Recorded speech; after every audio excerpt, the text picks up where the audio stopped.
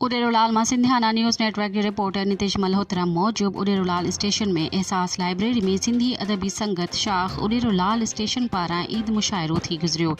ईद मुशाइरे की सदारत पीर बहाउद्दीन सरहंदी कई, जॾहिं त मुशाइरे जा मेहमान ख़ास सिंध जा नाले वारा शाइर ऐं अदीब ॾाढा वफ़ा सूमार फतह फराक ऐं सिंध जे सियासी समाजी शख्सियत भलाई फाउंडेशन उडेरोलाल स्टेशन जो चेयरमैन इज़त अली ब्रह्माणी फतह मुखलिस टालपुर नाशाद हुआ। जॾहिं त ईद मुशाइरे में सिंध जे नाले वारनि शाइरनि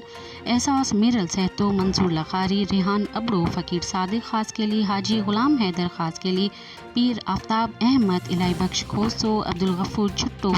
शाद अब्दुल शकूर छुट्टो, एजाज बुरडो, बान्हो खोसो, फरहाद जरवार, अमीर उडेराई, मोहम्मद अली मीरजत, फ़कीर बिलावल खुश्क, फवाद कादरी, सुमा छुट्टो, आजिज़ छुट्टो, शताब ज़रदारी, मंजूर उमराणी, दीदार साहिर शमन सेजवाणी ऐं ॿियनि शाइरनि पंहिंजी शाइरी पढ़ी पिंडाल में वाह वाह कराए छॾी। जहिड़े त ईद मुशाइरे में सिंध जे सुरीले फ़नकार ख़ालिद मेराली नात पढ़ी ऐं मुनव्वर अली बुर्दी पंहिंजी नक़ूह शाइरी तरन्नुम में ॻाए ईद मुशाइरे खे चार चंड लॻाए छॾिया।